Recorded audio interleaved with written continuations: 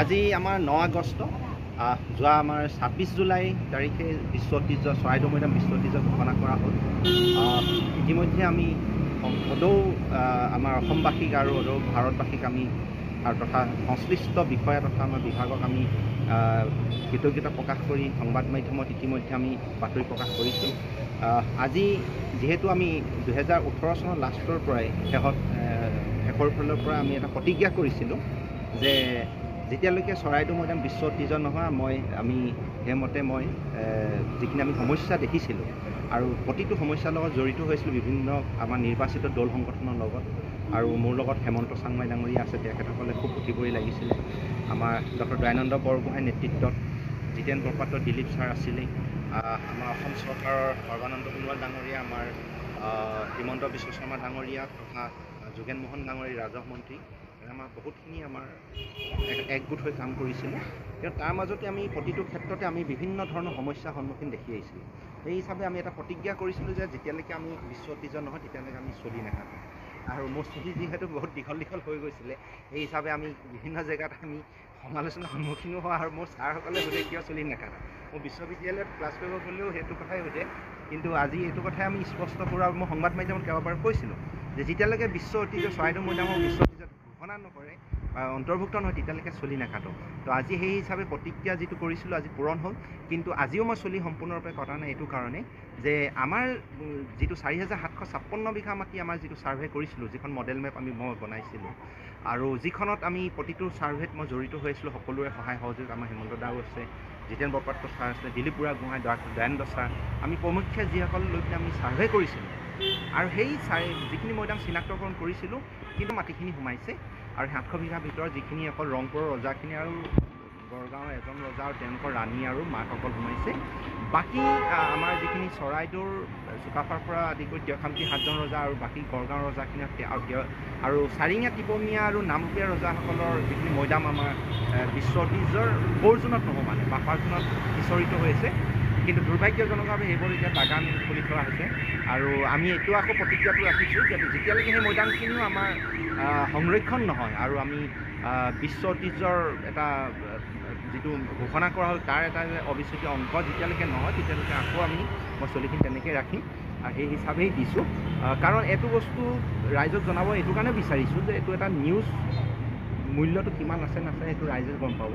কিন্তু এইটো কথা আমি যে এটা প্ৰতিজ্ঞা আমাৰ পূৰণ হ'ল, সকলোৱে সহায় সহযোগ, সেইটো চলতেই আকৌ মই নমস্কাৰ কৃতজ্ঞতা সকলোকে জনাইছোঁ। এতিয়া আমাৰ যিটো পূৰণ হৈ গ'ল আৰু সকলোৱে এইটো অসমবাসী এটা পূৰণ, ভাৰতবাসী পূৰণ, সেই পূৰণটো যিটো আমাৰ হ'ল। কিন্তু দুৰ্ভাগ্যজনকভাৱে আজিও আমি কিন্তু এটা ডাঙৰ এটা গেপ আছে আমাৰ মাজত যে বিশ্ব ঐতিহ্য ঘোষণা কৰিছে যদিও বিশ্ব ঐতিহ্যটো আকৌ আমাৰ সেই স্বীকৃতিটো আকৌ উঠাই ল'ব নেকি? কাৰণ তাৰ যিখিনি ক্ৰাইটেৰিয়া পালন কৰিব লাগে সেই ক্ৰাইটেৰিয়াখিনি আমি কিমান দূৰ পালন কৰিব পাৰিছোঁ। কাৰণ বাফাৰ জোনটি আমি যদি সংৰক্ষণ কৰিব নোৱাৰোঁ তেনেহ'লে আমাৰ হয়তো এইটো বস্তু স্বীকৃতিটো আমাৰ পৰা উঠি যাবও পাৰে, সেইটো ভয় এটা থাকে। সেইকাৰণে আমি এইখিনি কথা ক'লোঁ আৰু সকলোকে ধন্যবাদ জনাইছোঁ। হয়, ইতিমধ্যে আমাৰ ডক্টৰ জাকিৰ আলমে আপোনালোকৰ আগত কেইটামান কথা অৱগত কৰিলে যে অসমীয়া জাতীয় জীৱনৰ সূৰ্য বীৰ্যৰ প্ৰতীক চৰাইদেউ মৈদাম ইতিমধ্যে 26 জুলাই তাৰিখে বিশ্ব ঐতিহ্য ক্ষেত্ৰ হিচাপে ঘোষণা কৰিলে, যিটো আমি 2019 চনৰ পৰা আমি প্ৰায় 10টা সংগঠনে এই বিষয়টোৰ ওপৰত আমি দাবী দাবা কৰি আছোঁ, চৰকাৰক নিবেদন দাবী কৰি আছিলোঁ আৰু সেই দাবী পূৰণৰ কাৰণে তেওঁলোকে যি পদক্ষেপ ল'লে সেইকাৰণে আমি অসম চৰকাৰ লগতে ভাৰত চৰকাৰক আমি ধন্যবাদ জনাইছোঁ, ৰাষ্ট্ৰসংঘক ধন্যবাদ জনাইছোঁ আৰু কৃতজ্ঞতা জনাইছোঁ যে তেখেতলোকে আমাৰ দাবীৰ প্ৰতি লক্ষ্য ৰাখি বা দাবীৰ প্ৰতি সন্মান জনাই, অসমবাসীৰ প্ৰতি সন্মান জনাই এটা মৰ্যাদাপূৰ্ণ বিশ্ব বাসীক লৈ এটা বাৰ্তা প্ৰেৰণ কৰিলে যে চৰাইদেউ মৈদামক ইতিমধ্যে বিশ্ব ঐতিহ্য ক্ষেত্ৰত তেওঁলোকে ঘোষণা কৰিলে। কিন্তু ইয়াত এটা কেইটামান কথা আছে তাৰ মাজতে, সেইটোক লৈ আমি গৌৰৱান্বিত, সেইটোক লৈ আমি কৃতজ্ঞতা চৰকাৰক জনাইছোঁ, ধন্যবাদ জনাইছোঁ, সকলো ৰাইজলৈকে আমি অভিনন্দন জনাইছোঁ। কিন্তু ইয়াত আছিলে যে 4000 সম্পূৰ্ণৰূপে 4756 বিঘা তাত মাটি আছিলে বিশ্ব ঐতিহ্য ক্ষেত্ৰৰ জ্যোতি চৰাইদেউ মৈদামৰ এলেকাটোত। কিন্তু ইতিমধ্যে তেওঁলোকে আমি জানিছোঁ যে প্ৰায় 700 বিঘা মাটিহে এতিয়া কোৰ জোনত তেওঁলোকে গ্ৰহণ কৰিছে। কিন্তু বাকী 4000 56 বিঘা মাটি আচলতে কোনো ধৰণৰ এটা তথ্য আমাৰ হাতত তেনেকুৱা ধৰণ লৈছে বুলি আমি গম পোৱা নাই। কিন্তু 4,756 বিঘা মাটিত সেই বিশাল ভূমি এলেকাত বিভিন্ন ৰজাৰ ৰাণী আৰু মৈদাম আছিলে। এতিয়া ইতিমধ্যে জাকিৰ আলমে কৈছে যে তাইখাবটিকে ধৰি পেলাই আৰু বহু ৰজা ৰাণীৰ টিপমীয়া নামৰূপীয়া চাৰিঙীয়া ৰজাৰ মৈদাম আছিলে, বহু ৰাণীৰ বিষয়াৰ মানে মৈদাম আছিলে। সেই মৈদামখিনি আচলতে চিনাক্তকৰণ মূলতঃ কিন্তু স্বৰ্গদেউ চুকাফাৰ মৈদামো ইতিমধ্যে চিনাক্তকৰণ কৰি তেওঁ সেই তাত সম্পূৰ্ণৰূপে অন্তৰ্ভুক্ত কৰা নাই। কিন্তু মুখ্যমন্ত্ৰীয়ে 380টা মৈদামৰ কথা কোৱা 86টা মৈদামৰ কথা কৈছিলে, তেওঁকলে ইতিমধ্যে জনাইছে। কিন্তু এতিয়া সম্পূৰ্ণৰূপে 90টা মৈদামহে আচলতে এই কৰজোনত অন্তৰ্ভুক্ত হৈছে।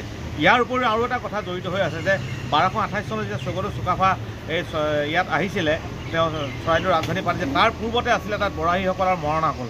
আৰু বৰাহী আৰু মৰাণসকলৰ দুগৰাকী কন্যা তেওঁ বিয়া পাতি পেলাই আচলতে মানে তাতে মানে তেওঁলোকে ৰাজধানী প্ৰতিষ্ঠা কৰিবলৈ সক্ষম হৈছিলে। কিন্তু সেই মাটি আচলতে সেই ভূমি এলেকা আছিলে বৰাহীসকলৰ আছিলে। আচলতে তাতো বৰাহীসকলৰ মৰাণসকলৰ কি প্ৰতীক চিহ্ন আছে বা ঠাকুমঠা ৰজাৰ বা মহামাণিক্য ৰজাৰ যিখিনি প্ৰতীক চিহ্ন আছে বা তাৰ যিটো স্মৃতি আছে, বুৰঞ্জী যিটো উল্লেখিত বুৰঞ্জীৰ কথা কৈ আছোঁ আমি নিজাববীয়াকৈ কোনো ধৰণৰ কথা আমি বনাই মানে সজাই পৰাই কোৱা নাই।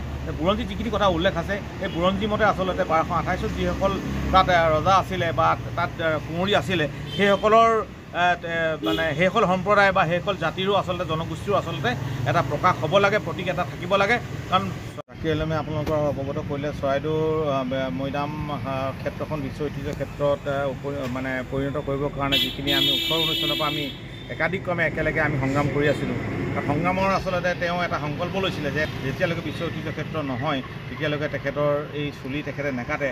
কিন্তু তেখেতে আজি চুলি কাটিছে, তেখেতে চুলি অকল আংশিকভাৱে তেখেতে কাটিছে চুলি, কিয়নো সম্পূৰ্ণৰূপে চৰকাৰে এইটো ৰাষ্ট্ৰসংঘ সম্পূৰ্ণৰূপে লোৱা নাই। যদিও স্বীকৃতি প্ৰদান ইতিমধ্যে কৰিছে আৰু বহুখিনি কথা বাকী আছে। 4,000 বিঘা 56 বিঘা মাটি বাকী আছে ল'বলৈ।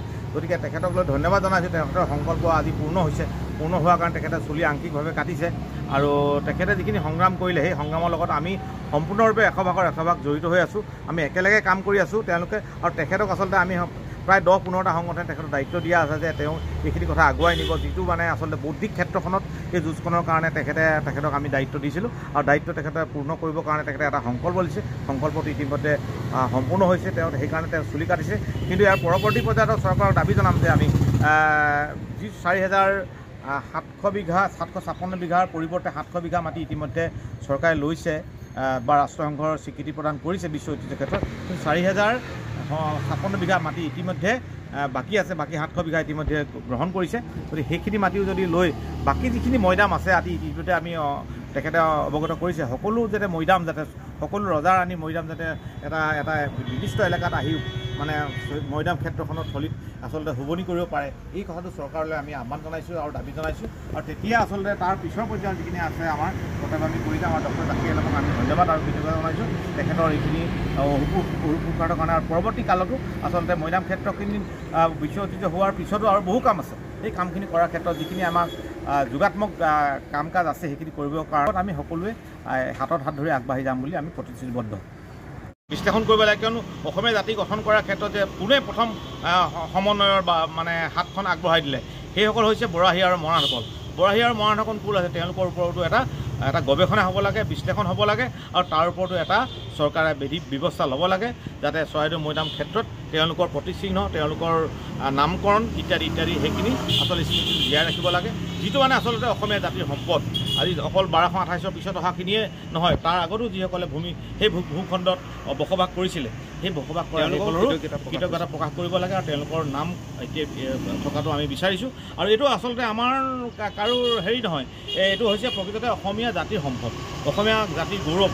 গতিকে এই গৌৰৱটোক আমি এই সূৰ্য বীৰ্য শক্তিটোক আমি আচলতে এই মৰ্যাদাটোক আচলতে ভৱিষ্যতৰ প্ৰজন্মৰ কাৰণে আচলতে তেওঁলোকক এটা গৱেষণাৰ থল হিচাপে, তেওঁলোকে এটা মানে শিক্ষা গ্ৰহণৰ থল হিচাপে আৰু তেনেকুৱা পৰ্যটকৰ থলী হিচাপে আচলতে সম্পূৰ্ণৰূপে এটা মানে যিখিনি আমাৰ প্ৰয়োজন হয় ইনফ্ৰাষ্ট্ৰাকচাৰ সেইখিনি আচলতে চৰকাৰে বিধি ব্যৱস্থা ল'ব লাগে বুলি আমি আহ্বান জনাইছোঁ। আৰু পৰৱৰ্তী সময়ত যিখিনি মৈদাম বাফাৰ জোনৰ যিখিনি মৈদাম আছে সেইখিনি মুখ্যমন্ত্ৰীক আমি আহ্বান জনাম তেখেতলোকে যাতে এটা চৰকাৰীভাৱে ব্যৱস্থা এটা লৈ মানে সেই বাফাৰ জোনত থকা মৈদামখিনি উদ্ধাৰ কৰি অসমৰ ৰাইজলৈ বা বিশ্ব ঐতিহ্য ক্ষেত্ৰলৈ মানে তেওঁলোকে প্ৰেৰণ কৰিব লাগে। এইটোৱে আমাৰ আচলতে আজিৰ তাৰিখত আমি দাবী জনাইছোঁ বা আহ্বান জনাইছোঁ।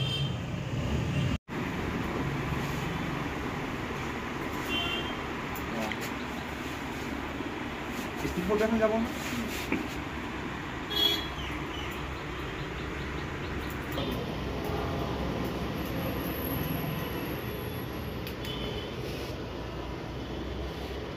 ললা নাই ষ্টিল ফটো ললা চাই দিয়ক